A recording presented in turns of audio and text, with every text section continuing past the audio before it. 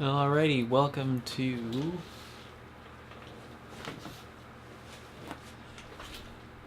part 5 of The Glitch. Excuse me. Hopefully sound is okay. Yeah, I mean I can see it moving. Okay. So this is the part right after the main character is told her boss that the robot that they've built might be sentient. Might, Hinson asks. Max doesn't want to fight. I tell him, let me show you. I power Max down and reach for his pincers. I clip them into place while Peter does the same with the buzzsaw. I flash back to 8 years ago when we demonstrated Max for Professor Hinson for the first time. I'm as nervous now as I was then. I told him we should save the dump and dump to look at later, Greenie says. We've definitely got something emergent, but it's presenting a lot like a glitch. But don't worry. We can always load up the save from before the semis and go into the finals with that build.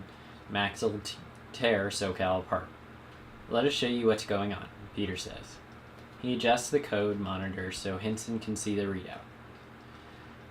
We don't have time for this, Hinson says. He pulls out his phone and checks something, puts it back, save the dump, upload the save from the semis, get him out there, and we'll have plenty of time to follow up on this later.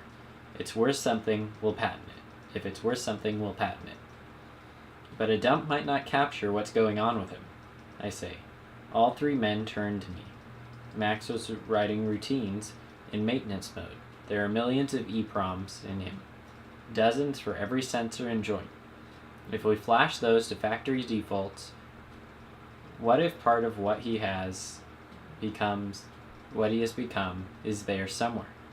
Or what if a single 1 or 0 is miscopied and it makes all the difference? Maybe this is why we've never gotten over this hump before, because progress looks like a glitch, and it can't be copied or reproduced. At least give us one more day. He's a robot, Hinson says. You're all starting to believe your own magic tricks.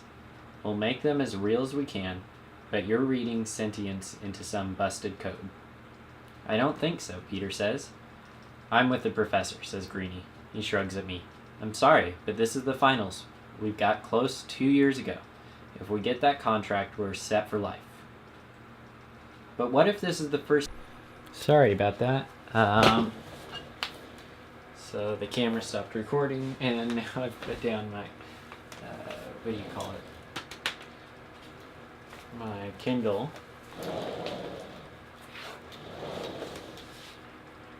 Here it is. I'm with the professor, says Greenie. He shrugs at me. I'm sorry, but this is the finals. We've got close 2 years ago. If we get that contract, we're set for life. But this is the first stage of something bigger. I say, we're talking about creating life. Hinson shakes his head. You don't know how much I respect... Hinson shakes his head. You don't know how much I respect your work.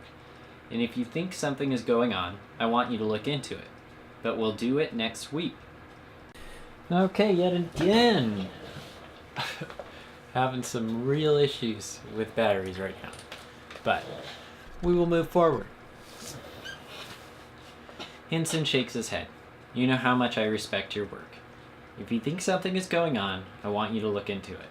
And we'll do it next week. Load that save and get our boy out there. That's an order. Like we're all in the military now. Professor Hinson nods to Greenie, who steps toward the keyboard. Peter moves to block him. I wonder if we're going to come to blows to this. I back toward Max and place his hand on his chest, a mother's reflex. I just want to tap the brakes. Come on, Genie, tells Peter. We'll save him. We can look at this all in a week, with some sleep. My hand falls on Max's new legs. The gleaming paint there has never seen battle, and now his programming wants to keep it that way. I wonder how many times we've been on this precipice only to delete what we can't understand. and then thinking we can just copy it back and find it has been lost. I wonder if this is why downloading the human consciousness has been such a dead end. Like there's some bit of complexity there that can't survive duplication. Well, clearly not, because people have children. Hinson and Greenie start to push Peter out of the way. Get away from Max, Jeannie says. I'm powering him up. Watch your feet. He's worried about the pincers and the buzzsaw falling off. Has to power up Max to get a dump. I hesitate before leaving Max's side. I quickly fumble with the cord and I have this luxury stepping away, turning my back on the fight. I'll get the power, I say, and Peter shoots me a look of disappointment. It's 3 against 1. I can see the air go out of him.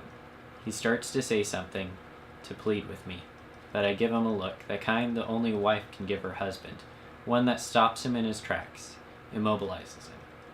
Powering up, I say out loud, a lab habit coming back. A habit from back when we turned on machines and weren't sure what they would do.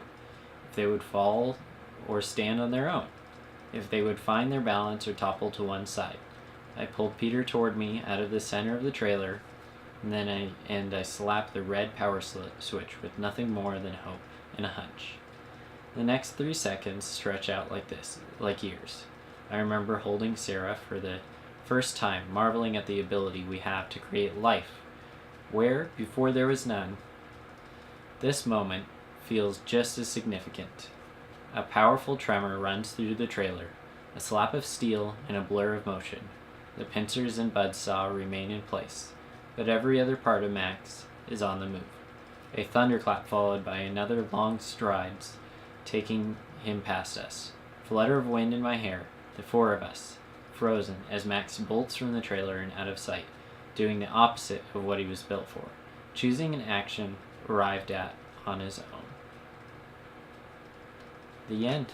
And that was The Glitch. You know, I think I liked it. I thought it was, I love the idea, I love the concept of creating life in robotics. I think that is probably something that's going to happen. I think that's what's going to survive past some of the climate stuff we're dealing with now. I mean, we should figure out a way, we'll probably figure out a way to make shelters that survive a harsher climate, and I think we'd weather the storm, but it's really hard to say. But robotic life seems to be one of the next steps for us, and that would be interesting to see if we haven't already seen it and we just don't quite understand what life is yet.